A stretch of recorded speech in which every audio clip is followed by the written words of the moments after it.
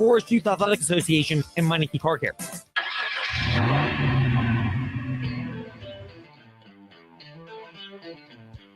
You're stepping into the fast lane on the VTRN Sports app. 93.3 FM and 1320 AM Lynchburg, or by asking Alexa or Google Home, open VTRN Sports Lynchburg. Now, take the fast lane through the topics that matter across the Commonwealth. This is the Fast Lane with Ed Lane. Polar opposites. The vibe around Liberty Flames football versus Liberty Flames men's basketball. Men's basketball today got a little testy there at the end of the 79-73 win against Vermont. But by and large, we're seeing what this Liberty Flames team can be. Some of it, but not all of it, I would say, as we welcome you into the fast lane, would be attributable to the fact that they are in a unique spot compared to other teams. Go back to what John Jacobs said a couple of weeks ago after the Field of 68 event, where Liberty went 2-0, was pretty dominant in the wins against Charleston and FAU. And while it was only a 6-point margin today against Vermont, Liberty was in control and led by double digits for the majority of that game. Some of it is the fact that Liberty, they have a returning core of Zach Cleveland, Colin Porter, and Caden Matheny, among others. Some of it's also the fact that you have done a good job of supplementing pieces around them and developing. And that's where John Jacobs, I think, hit the nail on the head. But the easiest way to summarize what you might have seen, or if you missed it, what we get to summarize for you, I'll be honest, to get my usher on for a moment. Like, I literally do not know the other audio station where you can find Liberty Flames men's basketball. Like, I was strolling around on the dial this afternoon, again, to get my usher on. I wasn't listening to VTRN Sports or the VTRN Sports app the entire day today. Sorry, got to keep it real here for a moment here in the fast lane. And I couldn't find it. So eventually I mean, look, I wasn't watching this, but you pull up the audio version of the TV broadcast on ESPNU, and then you just let the audio do the job. And there is a totally different art. Quick detour. Time to take a detour in the fast lane. If you've ever tried this tactic, you can't find the audio broadcast or the radio broadcast, if you want to use a technical term, although I listen to radio on streaming, including the VTRN Sports app, even more than the traditional dial. If you try to supplement that by listening to a TV broadcast but not watching, it does not come close to doing it justice. No way. Try watching Monday Night Football. And look, this is not an anti-Troy Aikman like I'm anti-Tom Brady and especially your guy, Tony Romo. By the way, Thanksgiving, we save you from all three. TB12, before that, actually TB12, then Tony Romo, and then the PFF infomercials of Chris Collinsworth and the NBC crew, because Collinsworth has an ownership stake in it, and I would bet in this contract it's just pimp that brand like no other. Try listening without watching. You know, you're cleaning dishes, Thanksgiving, after whatever meal, and you got it all in the background. And tell me if you can really keep up with it. Then dump that, pull up the VTRN Sports app, and you'll be like, wow, it's night and day. No, it's like giving glasses to somebody that previously didn't have vision. You know, probably a bad analogy. Full detour here in the fast lane. It's like taking glasses to a third world country. I do not call them developing if they are not getting better. But taking glasses to a third world country, giving them the right prescription glasses, and then watching the look on their eyes. Now it's just different. Hearing the look and joy of audio, radio versus TV. I bring that up to say I was trying to consume Liberty's victory against Vermont at the end of the game when I left the house with my kids, dropped them off. My wife, Brownstone Properties, great people. Whether you want to invest in a home or you need a new place to live as a renter, they can help you. Or buying a home. They also have that too. My wife's a licensed agent. Just throw that plug in there. It's different though. So I'm listening to the TV broadcast and I'm just sitting here going, I really appreciate this. We'd be open to carrying it, but if that's not happening, it is what it is. But for Liberty basketball, the growth that they have, by the way, after Ed's potentially unnecessary detour, let's get back on the road in the fast lane. The growth that they have to a certain extent is because they do return a number of key players from last year's team. But the other is the fact that we've clearly seen Brett Decker Jr.'s improvement. And to me, the difference maker component of that cannot be overstated. I get it. Porter and Cleveland were probably the best players for Liberty today. But there were a couple junctures where if the shots aren't going for Matheny and Porter from the outside, who, by the way, they did a really good job of creating inside against the tall but not as athletic as I'll face in other games, Vermont interior. You've got now that third cog that totally changes the dynamic of your team in Brent Decker Jr. I saw it in high school, to be honest with you. Like he's got a special ability to score the ball. But we play both ends of the floor, and he's had a deeper commitment to defensive end. And like you gotta kind of decide when you're matching up with is like who are you gonna put your better defenders on? And so him being able to play with Colin, Caden, and Zach at the same time, and JJ, that it's a lineup that is a little unconventional, but it may be a little unconventional, but for Liberty, it changes the complexion of their team. Because now you have more shooters for whom you can account. And never say never, Oregon last year, but it's really rare that if you got three premier shooters from three-point range, that they're all going to go cold the same night. Two of them, it's quite possible. Oregon last year was a great example. But three, the odds are even lower that that's going to happen. Some of that's personnel. Some of that's a coaching staff that was willing to make changes and bring in the transfer portal and identify the right blend of holdovers and speed dating out of the transfer portal and relying on those elements. And the vibe for basketball is that even though it's early in the season and they still have to get through Conference USA play, and it's probably a one big conference, that there's a legitimate amount of hope, or you could just call it optimism, that Liberty can do that. Meanwhile, we're at a different spot entirely with Liberty Flames football. Are you going to be at that game, or are you going to the Virginia Tech UVA game this Saturday? Or do you know yet, Ty? I ain't gonna lie to you. I'm probably gonna go to the UVA Virginia Tech game. That's my plan so far. Because right now, if I be honest about Liberty, I called this the whole time. This team is not gonna do good. I seen it from. I think the first game in the main, I was like, this is not gonna look good. The second game, it just started going downhill after that. I go back to the Missouri State game. You mentioned this team really having struggles this year. And to me, the biggest analogy was the JMU game. I know ODU was after that, but even before Ethan Vasco went down, the guy's accuracy is all over the place. It's like taking me to a shooting range. I wouldn't say it's Ethan Vasco. It's more than that. I point out plenty of times. If I had to give you a guess, what do you think it is? Offensive line, defensive line. Both of those. Close enough. I'll say between the tackles, especially the defense side of the ball, it's just been terrible. Not trying to say it was just been terrible for him this whole season. Well, and you factor that into what I think Jamie Chadwell's comments after the Missouri State game are the ones where you realized, okay, the dream of Liberty pulling out of that 1-4 start and going 7 wins in a row and maybe playing in the Conference USA Championship game, maybe not, went out the window. And a lot of it's because they were missing on the little things for a team that, whether it's the lack of talent on the roster or the lack of development of talent. And I think the lack of talent, you can point to the defensive side, two of your best defensive linemen, Bush and Hardy, exit after the spring portal window. You're just not going to fill that gap. You're not going to backfill that if you're Liberty the way you are a bigger program, because you're not going to be able to provide that much of a financial incentive for the most talented players to come to you. But the offensive side, the developmental side, they by and large had the majority of their pieces in there before spring portal window wrapped up. And they seemed to think they were going to be good, and they haven't been, and then they missed on the little things. It's the whole thing. I mean, it's all about those things. You know, when you have some runs offensively, when you have a chance to get some big runs and you don't quite get to the linebacker, we're able to watch the game, on the sideline. You don't quite get to the linebacker the way you need to. That run's a 4-yard run. It really could have been 8 or 10 or 12 or who knows. And so those little details of getting your guy and getting the proper leverage, all those things, it's against good teams, especially a good defensive team that make you earn it. You got to make sure you're doing those things consistently. And every game they've been in, with the exception of one, it's been a grind them out like that. They're a big physical group. They do a good job.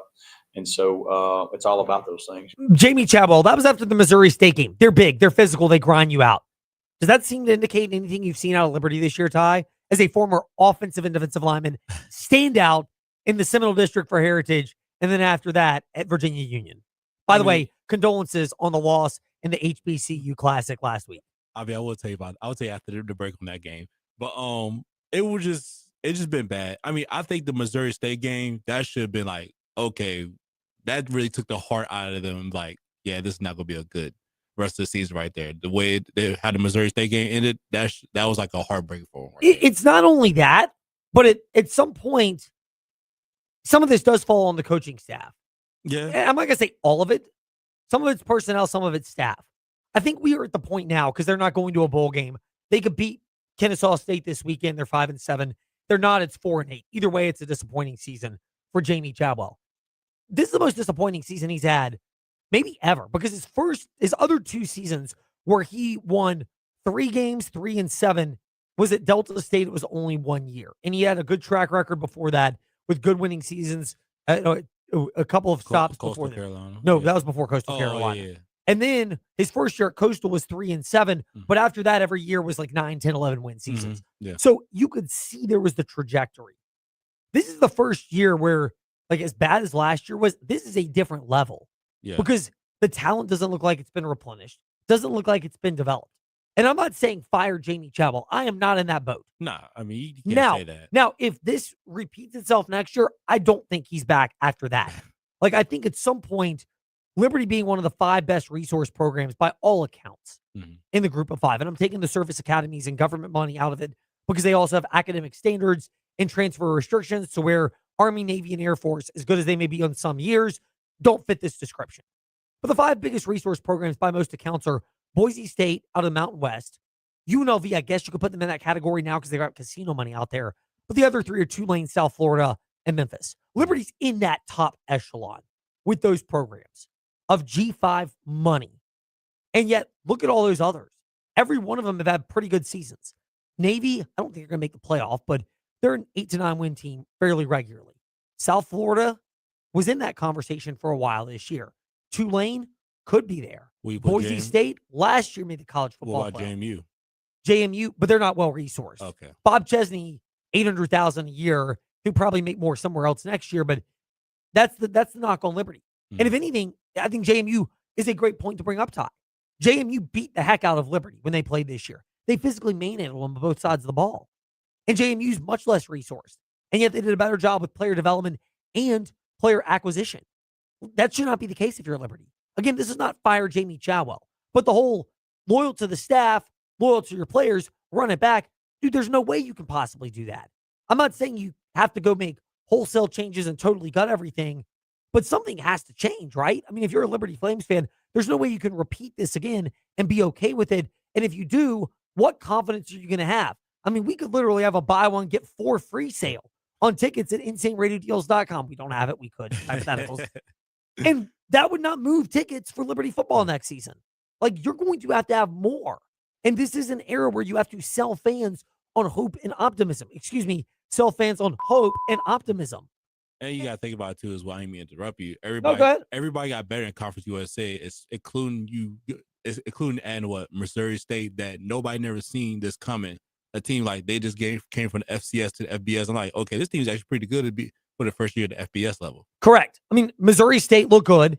They were physical in the trenches. For them in Delaware, you were there for both those games as well. Yes. And Missouri State looked like they had some size in the trenches.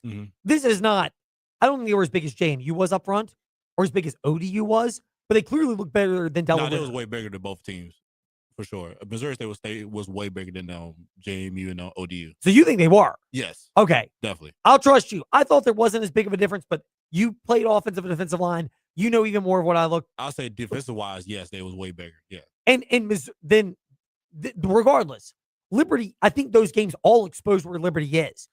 If South Florida, Memphis, Boise State, JMU, I think you could put in that, even Missouri State in their conference this year, they built players through the trenches. Liberty's got to get bigger up front there. Like if you have the financial resources and the rev share that Liberty has, you're going to have to find a way to do that. Again, they were kind of gutted on the defensive side of the ball in the spring window with one transfer portal window, June 2nd through the 16th now. That is something that should be navigable for Liberty. But offensively as well, I get that, Chadwell is extremely loyal to his staff, but there's no way you can convince me, be loyal to the staff, be loyal to the players, bring them all back and run it back. Dude, run it back from a 4-5 win team that struggles to put up points regularly? What are we doing here? Like, I'm not to sound mean, but odds are, I could be off, I would be very much of the belief that Evan Dickens and Dante Lee are going to be in the transfer portal sooner rather than later. So you're going to probably lose two of your best skill position players.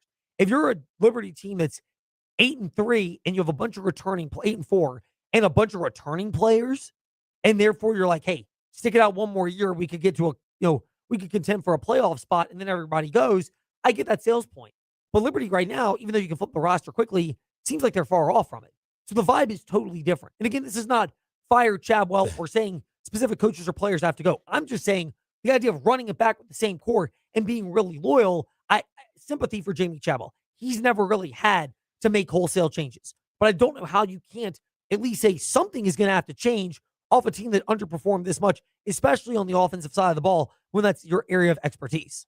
Yeah, definitely. So I just feel like they're going to have to make some changes. I mean, I wouldn't be surprised they get a new defensive coordinator after their defense been playing this whole season and they give up I think they only hold like two teams under 10 points, and everybody been like putting up more than 25 points if I'm not mistaken. So I just feel like the defense, they have to focus on defensive side of the ball for sure, because that has been Achilles heel, the box seven. And maybe, like you said, up front is one of the old linemen, because you got to think about the bread and butters run the ball, and that has not been effective. No, it hasn't. Liberty, they've run the ball well. They abandoned it for some reason, as opposed to Ethan Vasco, who's throwing interceptions left and right. And if he's injured, he's injured. But you have to have the game plan to compensate for that. Like, that to me is where if you're Liberty going, what happened here against Louisiana Tech? And Vasco's not my cup of tea as a quarterback. I think he's too erratic as a passer, and I don't think he's the most athletically gifted runner. And I get, again, we've said this before. He had a 4-star recruit in Jaden Bradford. I've heard that the highs are NFL caliber, but the lows are kind of on the high school level, like those type of mental mistakes. Again, I'm not there in practice. I don't know, but that's kind of the scouting report that's kind of been presented. Either you work through that with the guy, or you got to find other guys that can come close to it. You're not going to get the perfect measurable size, speed, mental acumen, and athleticism at quarterback. You know what happens to those guys? They go to bigger programs because they're really hard to find. Yeah. But Alonzo Barnett doesn't really have the high ideal size, but he's got everything else you'd want. And he's been a really good quarterback for the most part for JMU. That's the type of player you're going to find. You're going to lose something somewhere, but finding a way to go forward and get the right pieces in place. But I think you're right, Ty. Something's going to have to change, because you can't just run it back with everybody and go, oh, this is going to be perfect. Yeah, and that's all. Just like, is this offseason, they have to focus on what they got to do. They got to make some huge changes. I mean, we're not going to know to probably December and January. That's when everything started. We start to realize what's going on. They start talking about it and everything. They start figuring out. But right now, it's just going to be it's behind closed doors. But it's going to happen soon, probably between December and January. Yeah, and look, I would imagine we'll probably start to even get some clarity by next Monday when we're in the fast lane. It's not going to be everything, but when the regular season will have wrapped up for Liberty and a majority of teams, you'll start to see a high volume of players go ahead and announce they're entering the portal. A lot of that's probably stuff that's already been discussed with them and their representatives, family, agents said in air quotes this time.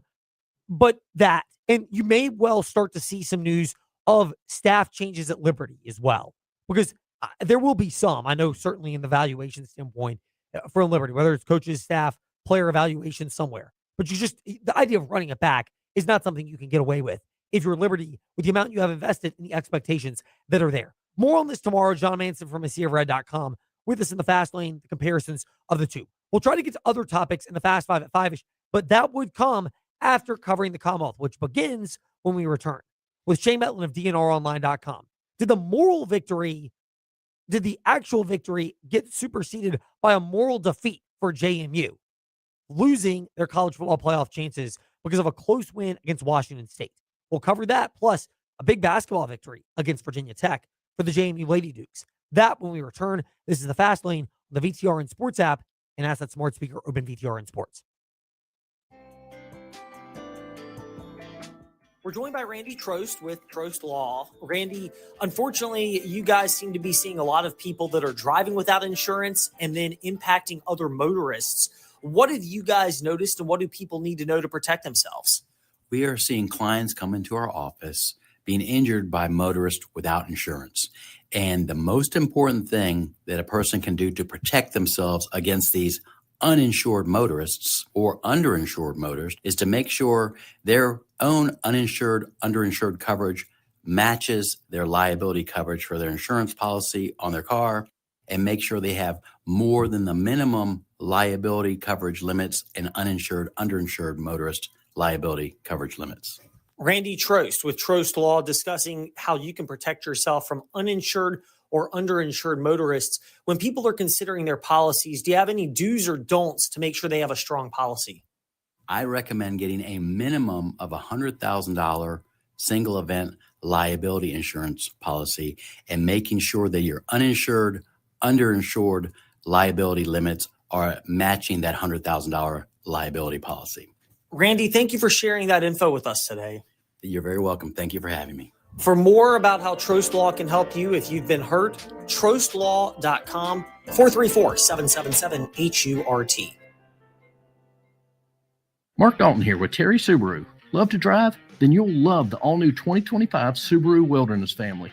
These cars are built for adventure with symmetrical all-wheel drive, rugged capability, and legendary Subaru reliability. These stylish vehicles are ready for anything. Plus, every new Subaru we sell comes with an exclusive Terry Promise, a lifetime powertrain warranty. Visit us on Forest Road in Lynchburg or browse our inventory online 24/7 at terrysubaru.com. Terry Subaru. You'll love our cars.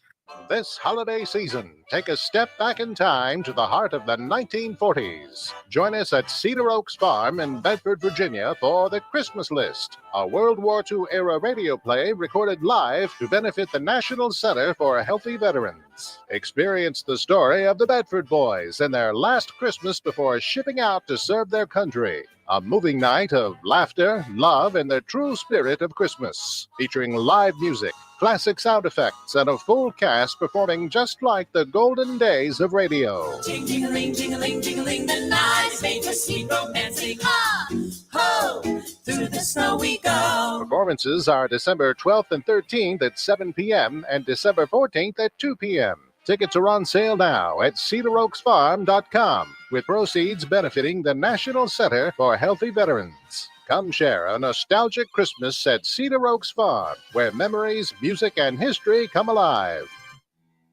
Hey gang, this is Bud Foster, former defensive coordinator for the Virginia Tech Hokies. You're listening to The Fast Lane with Ed Lane and Trey Lyle. Join the chat at Trey Lyle BT and Fast Lane Ed Lane on Facebook, Twitter, YouTube, and Instagram. The vibe, the mood. Those are the questions we get to in part one of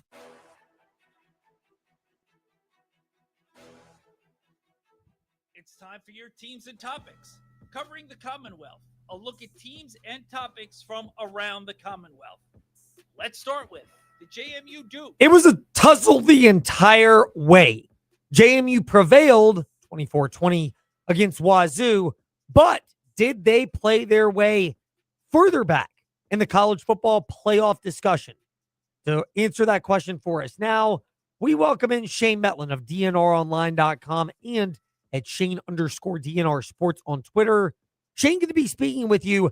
Did JMU's close and therefore not significant in style points fill win against Washington State hinder their chances of going to the college football playoff? I don't know. I don't think any of us know quite yet. I think we got to wait and see kind of what happens here in the final week of the regular season, the conference championship games, what happens elsewhere. And, I think, obviously, I think if they'd have gone in and really blown out Washington State, it could have maybe been a statement. I don't know that was necessarily ever really on the table. It's a pretty good team. They run the ball. They control time of possession. They don't really, with the exception of when they had a bunch of turnovers against North Texas, they don't get blown out by any teams. Like UVA and Ole Miss are in that category too. So I think you got to take a win and move on and try to hope that everything breaks your way if you're JMU. So you mentioned that for JMU. First of all, the win itself against Washington State, then we'll look bigger picture in just a moment. Was it an, oh my goodness, this is a game that's closer than it should be? Or is this more of a, wait a second, we're forgetting this is a Wazoo team that after the blowout against North Texas, and I know that looms big in the playoff minds, they gave Ole Miss and Virginia a tussle, both games on the road, both teams that might well wind up in the college football playoff.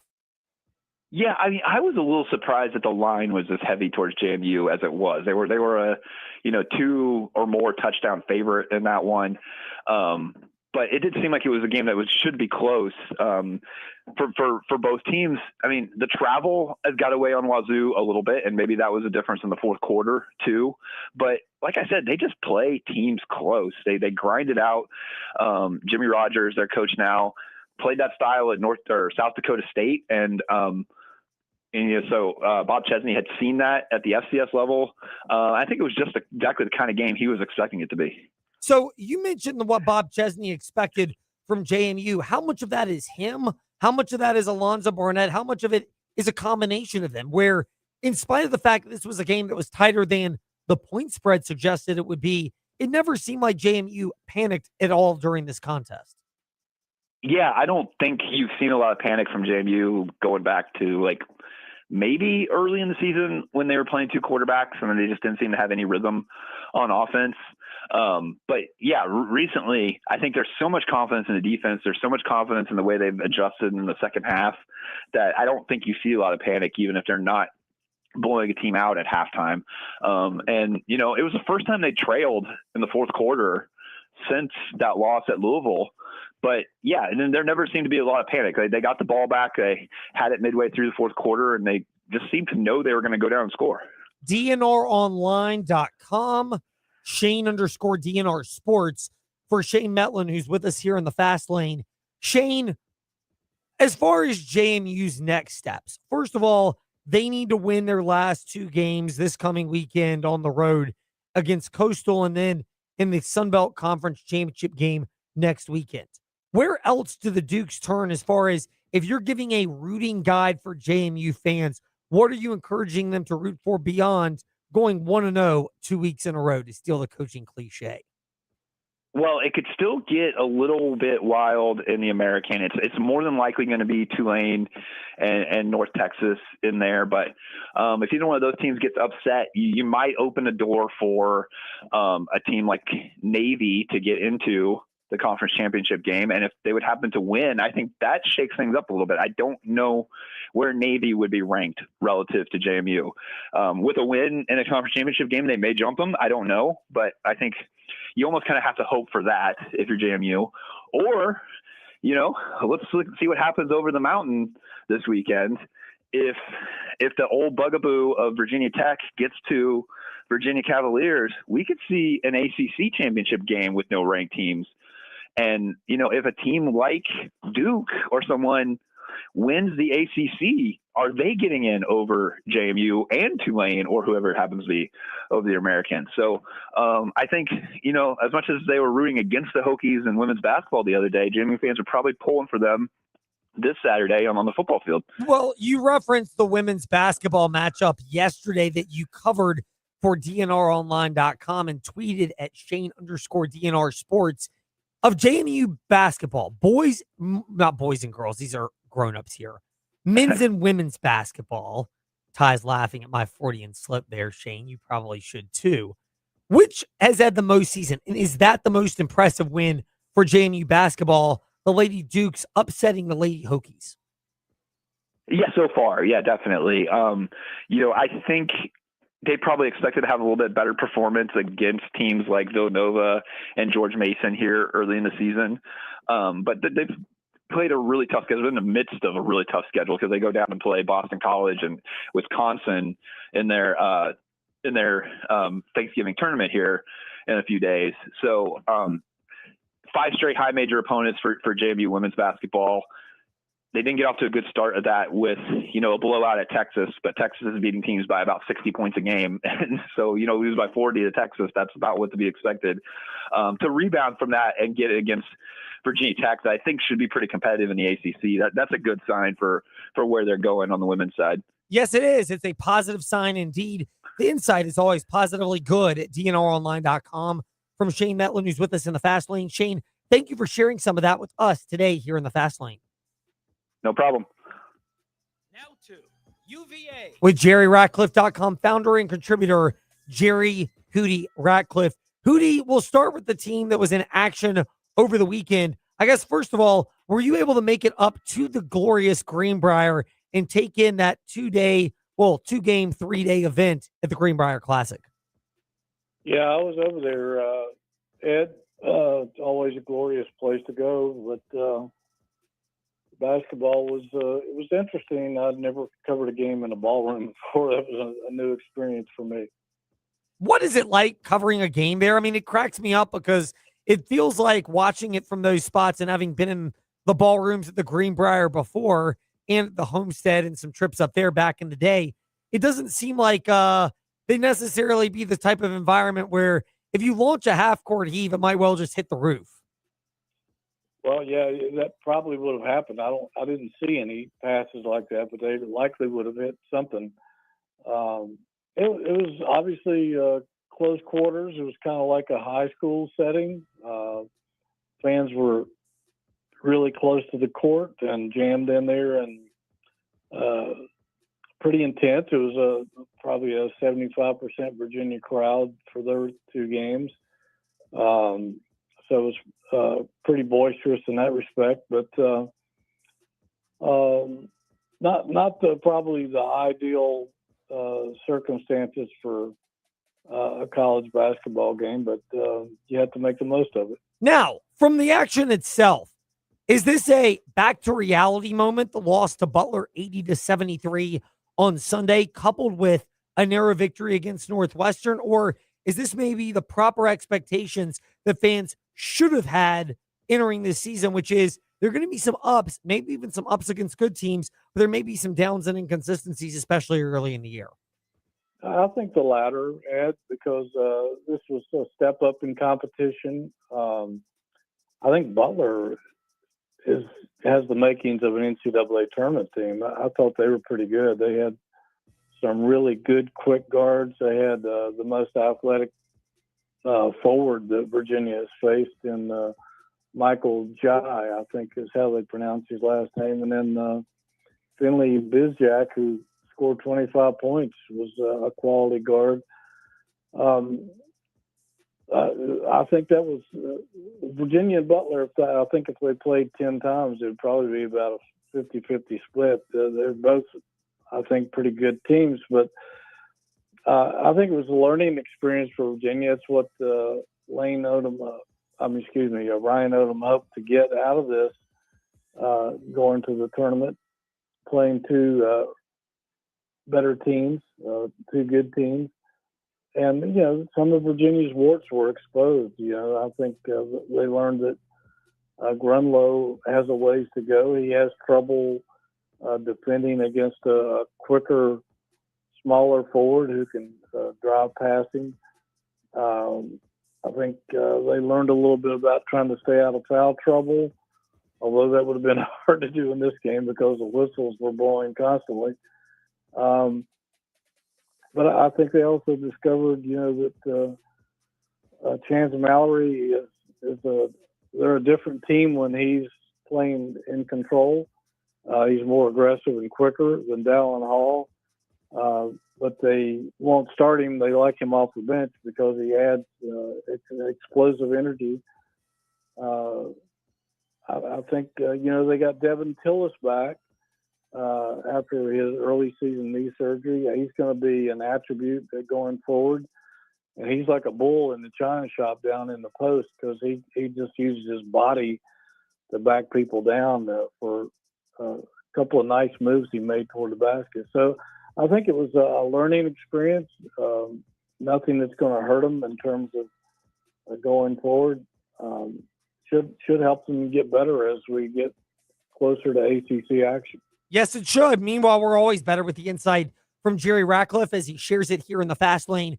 Hootie, Virginia football. They were not in action over the weekend. They get ready to host Virginia Tech in another primetime game this coming Saturday that might feature the attendance of our very own Ty Tracy. The matchup itself, I know Virginia fans seem to have this, boogeyman complex when it comes to Virginia Tech, but is this what Virginia needs, which is a scenario where they need to be focused and locked in because they should beat Virginia Tech if they're that way. And I'm not saying it's going to flip the perception of the rivalry, given that James Franklin's bringing an entirely different approach to Blacksburg, but it at least makes it much more intriguing if that is, in fact, what transpires a dominant Virginia victory. Well, yeah, I agree. I said a long time ago that if they're going to snap this streak, this is the ideal time to do it. They've never had things in their favor like they're going to have going into this weekend with a home game, plenty of momentum, a lot to play for. Probably a sellout crowd. Who knows? Maybe a record crowd if the Virginia fans show up. And Tech down on its luck, and that's a rare combination. I don't know that we've seen that too many times in the past quarter century, which is about how long Virginia's frustration has been in this rivalry. So, if they ever wanted an opportunity, it's handed to them on a silver platter. Yeah, it really is. I mean, this is a spot where Virginia can not only win, but win comfortably. And we'll wrap it up with Jerry Ratcliffe on this particular question for Virginia. Is this the type of scenario where they actually need to blow out Virginia Tech? Because if it's close, while the players are largely new and not aware of it, that concept of doubt and the vibe in the stadium might feel a little tension. Whereas if Virginia gets on top early, you might be able to bury a Virginia Tech team that's poised for a lot of changes. And the fans certainly would change from maybe tension-filled to overjoyed and jubilant. Yeah, I think so. Virginia plays much better in games when they get off to a good start. That's a big emphasis they put on their game plans is taking control early and building on that and then finishing. When they haven't done that, they've put games in jeopardy, to be, just to be perfectly honest. So it's upon them, particularly Des Kitchens, the offensive coordinator, to try to get some points on the board early and try to get things rolling and maybe kill Virginia Tech from any fire that they bring to the stadium. So they should have a healthy crowd behind them. It's a matter of just executing and trying to get off to a fast start and trying to get early separation to where they don't have to sweat it out like they have in so many games. Jerry, thank you very much for your time. Have a happy Thanksgiving, and you'll see Ty, maybe me, depending on how it goes, this coming weekend in Charlottesville. Well, thanks, Kyle. Looking forward to seeing you, no matter who shows up, and happy Thanksgiving to you and your staff and everybody in our listening audience out there. Most definitely indeed. Now to Just For You haters, left hand up the Commanders. Candy Baller, Seawald, Madam President, with us here in the fast lane. Candy, first of all, we hope you enjoyed your bye week. Second of all, the trip to Spain. It was not good in the win-loss column for the Commanders as they dropped another one to the Miami Dolphins. Overall, the vibe, do you come away more promised and more pleased with the NFL's efforts in Europe, or less pleased after having gotten to experience it in person with Lake Lewis, regular Tuesday guest on the morning warm-up, 7 to 8 a.m., VTR and Sports app, and your, well, at least Lake's auntie, Donna Hopkins, as well? Yeah, I think the NFL did a great job with the event. I think it's public news now that the Commanders will have another international game next year. Don't know where, but the NFL did a phenomenal job at just the Miami Dolphins were the home team. So they had a lot of Miami fan rallies, but for the Commanders fans that came out, there was quite a bit for them to do as well. They did not get left out of the fun festivities. And so kudos to the NFL and all that they're doing to just, spread the NFL across the world, quite frankly. And I'm looking forward to seeing where the Commanders end up on the schedule next year for an international game. Yes, indeed. It is so interesting to see now how the Commanders have been viewed in that perception. One way to increase that, of course, is to win football games. That has eluded them this year. Jaden Daniels, slated to return to practice, but status still doubtful. Is this merely Washington realizing that with that loss in Miami, it further distances their opportunity to make the playoffs, and therefore, while they'd like to get Daniels more reps, slow playing it for his health is still the necessary move? Oh, absolutely. They have to do what's best for the player first. Everybody would want Jaden to play, right? I think it's a Sunday night game unless they decide to flex it back. But if he's not there yet, I think that's just the reality. He's not there yet. And, this is the third injury he's had this season. He's dealt with a knee injury, a hamstring, now the dislocated left elbow. So it's honestly just better to be safe than sorry. And with, the season kind of in flux or just kind of not yet down the tubes, but not promising either. It's just really, truly better to be safe than sorry for the long run. Yes, indeed it is for Washington in that stance. Now for the Washington Commanders themselves, what realistic changes do you anticipate seeing from the Commanders now that they are out of their bye week, and does it produce any results? Well, I mean, I think one of the things that we did see in the Miami Dolphins and in the team's loss to the Miami Dolphins is overall effort. They continue to lose folks to injuries, but on the defense perspective, you saw a different effort there with Dan Quinn calling the plays, and I think just the team's receptiveness to him overall. I also, let's not forget, they did make a change at kicker, so we'll see what Jake Moody does. Right, because we all know, and just watching the games, the Commanders games as well as across the league, kickers do matter. So we'll see what he does, and let's just see what they're starting to get players back. So they announced today that Noah Brown is within his 21-day window. Coach Quinn sounded today like he was a bit excited about Terry McLaurin being back at practice as well. Will Harris is within his 21-day window, as well as Drake Jackson. So it sounds like he's excited to be getting players back. Despite the record, he feels good that guys are able to come back. We will see what that means for the Commanders and hear it later this coming weekend, Sunday night to be specific.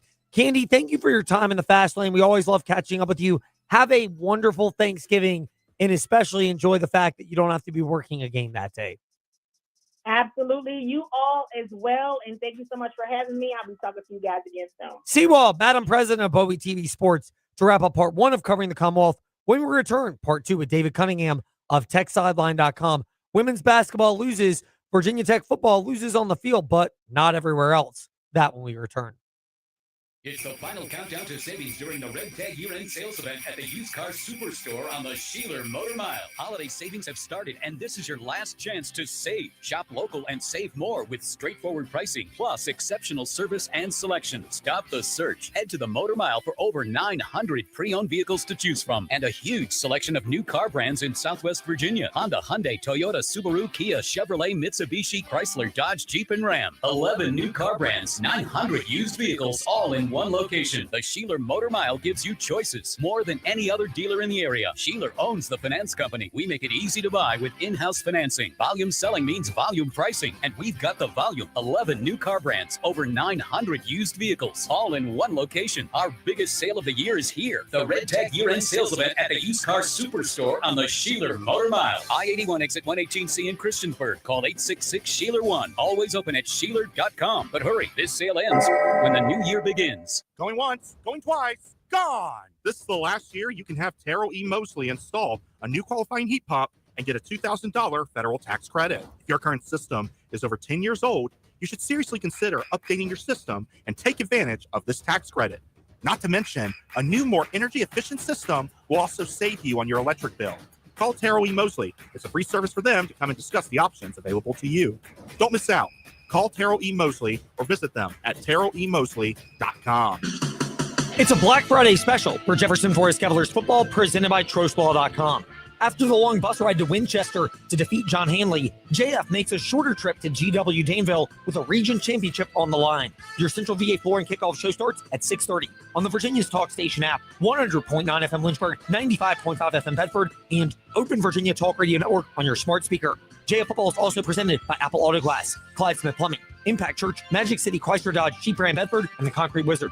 Hey, small to medium business owners, if you're frustrated with slow IT support, high costs, or paying for services you just don't use, it's time for a change. Hi, I'm Colt with We Fix Stupid Computers. We provide reliable on-site and remote support tailored for businesses just like yours. And we go beyond just fixing problems. We empower your staff with real tech knowledge so they can work smarter every day. From repairs to training to full IT support, we save you time, stress, and money. Call We Fix Stupid Computers, 434-525-8590, where smart support meets real savings. Your home is more than just walls and windows. It's where life happens. And at Right Choice Construction, we get that.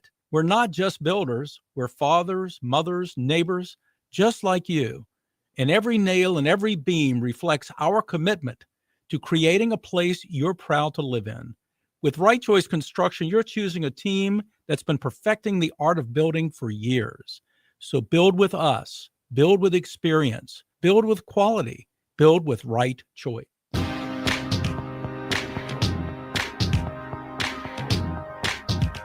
Step into the Fast Lane 24/7 at Trey Lyle VT and Fast Lane Ed Lane on Facebook, Twitter, Instagram, YouTube, and wherever you listen to podcasts. Now, back to the Fast Lane. Well, we're not going to go the conventional way in part 2 of covering the Commonwealth.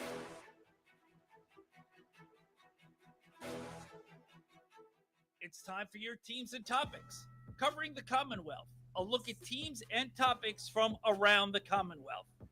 Let's start with the Virginia Tech Hokie. David Cunningham, TechSideline.com, with us here in the Fast Lane on the VTR and Sports app and Fast Lane Ed Lane, Facebook, Twitter, Instagram, and however you listen to podcasts. Lady Hokies dropped their first road game at James Madison yesterday by 9. Starting to feel a level of concern for Megan Duffy's team, or just an early season reality, David? Yeah, great to be with you, Ed. A little bit of concern. I think there were some concerning aspects of the game. I don't know that the game as a whole was a concern because there were some positive things. The Hokies came back from an 11-point deficit to lead. That's impressive. But how they got in that hole in the first place and then how it kind of slipped away and also how the game unfolded in certain spots, a little bit concerning maybe. The biggest thing, I think, Ed, is the Hokies were out-rebounded by 20. And while that number, yes, is big, I think the biggest part was the Hokies were they gave up 21 second chance points on the glass and only had 3 themselves. Just didn't shoot the ball very well either, and this is a team that hasn't really shot it well through the first 5 games or 6 games. So they head down to the U.S. Virgin Islands, Ed, with 2 opportunities for some really big kind of confidence boosts, resume boosts, sure. But in terms of confidence, I mean, just shooting the ball well, seeing it go through the net, they have not done that so far this season, and they're going to play some quality teams down there. I think they have an opportunity to turn it around, but they're going to have to be physical, and they're going to have to rebound the basketball well, something they have not necessarily done so far this year. Meanwhile, speaking of concerns with David Cunningham of TechSideline.com, men's basketball, things were humming along great. Overtime win against Providence. St. Joseph's dominated them a couple of weeks ago. And then the last week in chains. Charlotte, not too comfortable. And Bryant eventually pulling away in that one, but never getting overly comfortable in that one either. Is this just Virginia Tech feeling out their lineups as we saw Christian Gerdak play a big role against Bryant, or, again, more deeper concerns? No, I'm not as worried about the men, Ed. I think they're in a pretty good situation. I mean, they've played well, and they've already shown that they could beat a pretty good Providence team. Now, they'll be tested on Wednesday against Colorado State. That's a really good offensive team, not as good defensively. If they win that game, they're likely going to play a really good St. Mary's squad, and they could potentially play a team like Vanderbilt later in the tournament. So there are opportunities for quality wins down in the Bahamas for them this week. I'm less concerned about them. I think they've shown some promise. They've shown some highs, but it's early in the season. You're figuring some stuff out. You're having situations where, I don't know, you're down a starting 5 and your backup center gets ejected on 2 flagrant fouls. Like, that's just something kind of fluky that you don't see all the time. And to Christian Gerdak's credit, as you mentioned, he stepped up as a true freshman and played very well. But I think the Hokies, they played all right. I think stylistically, they have struggled a little bit in terms of a slower pace against teams like Charlotte, who want to play very methodically. I'm curious to see when they play a team like Colorado State, who isn't as good defensively and is still willing to play a little bit up-tempo, how things shake out. But I've been impressed, Ed, for the most part, with the way Tech has rebounded the basketball.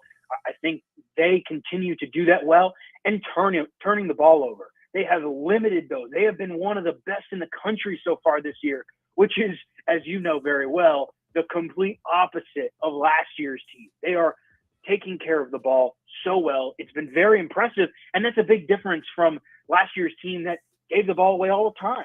When you do that, when you take care of the ball, play good defense, and rebound, you're going to win games. It's kind of just a matter then of if your shots fall or not.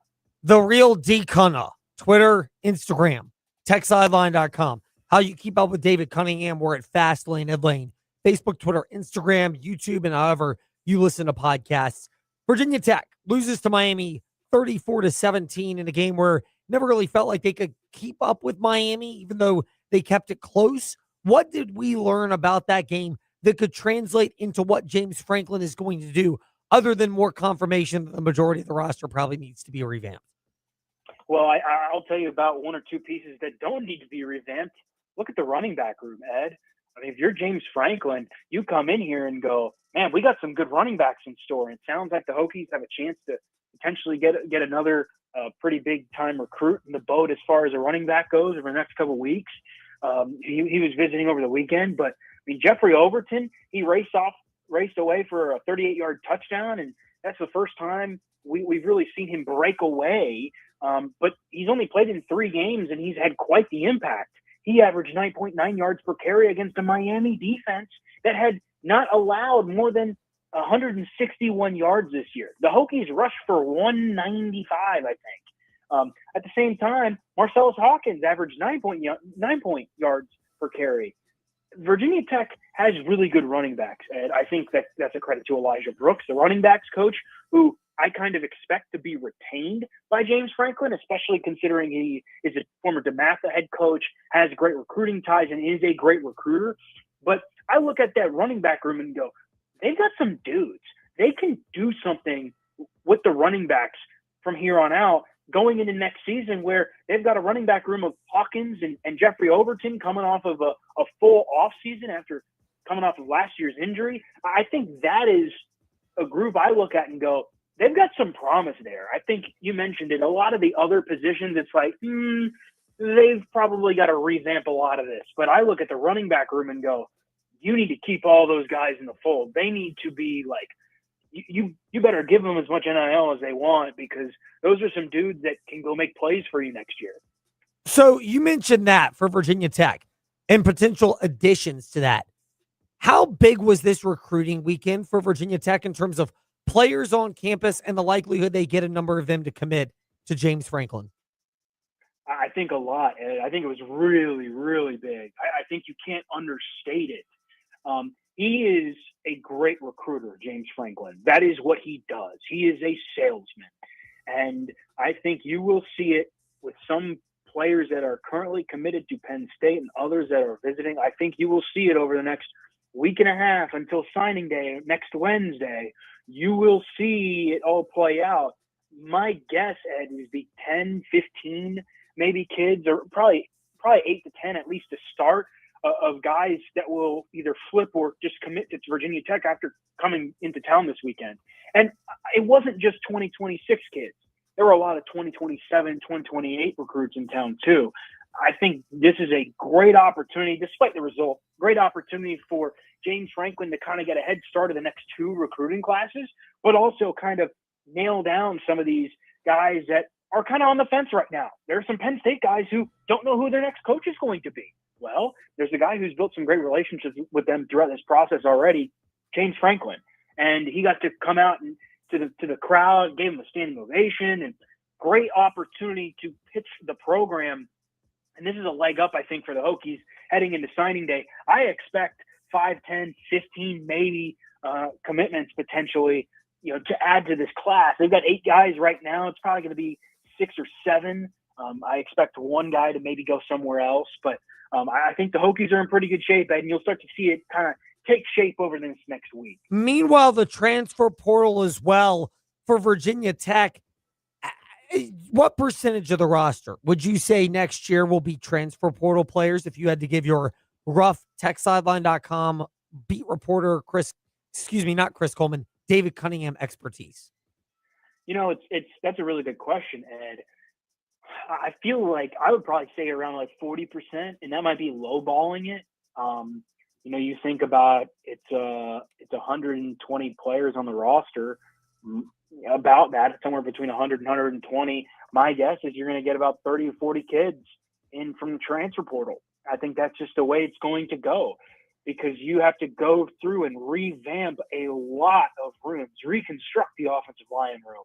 You got to get more defensive backs in there, because that area has just been really, really tough for the Hokies with all these injuries.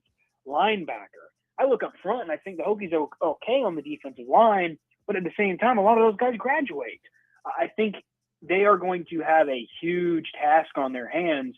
But the biggest thing, Ed, is you can get some of these really highly talented guys from the high school ranks and then add portal guys to it where you don't necessarily have to go after portal guys who all these portal guys who you've never made contact with before, right? That's kind of the way it might play out.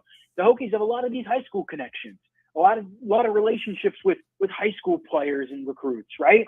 Use those to your advantage. Get as many guys in the boat as you can over the next week and a half before signing day, and then you get to go to work on the rest of your roster, figuring out who needs to stay, who needs to go, who you're gonna retain, where you're gonna put your NIL money towards. And then, man, I expect once that January window opens, Ed, they're going to hit the portal hard, and I would expect them to bring in 30 to 40 kids. You look at this past season, Hokies brought in about 30, 35. So you're talking about a new coach, fresh car smell, everybody's happy around the program. I expect a huge influx of talent. But the biggest thing is I'm interested to hear who James Franklin thinks they need to keep, because I think there is some talent on this roster, but you've really got to sift around and find it. I don't think that it's all necessarily clear cut. No, it's not, but the inside is clear cut, and the place to get it for great insight is also clear cut. David Cunningham, TextSideline.com, with us in the Fast Lane. David, thank you for your time. We're grateful for it, and we say this with true hearts. Happy Thanksgiving from our family at the Fast Lane and the Virginia Talk Radio Network to you and yours. Happy Thanksgiving to you guys too, Ed, and I'll talk to you next week. David Cunningham of TextSideline.com. That's how we wrap up today here in the Fast Lane. If you missed anything, Fast Lane, Ed Lane, Facebook, Twitter, Instagram, however you listen to podcasts, Ty Tracy 90 as well to connect with us. We're back tomorrow, 5 to 6 p.m. Last show of a short week on the VTR and Sports app. Now getting you set momentarily for Monday Night Football. Thanks for listening to the Fast Lane on VTR and Sports 93.3.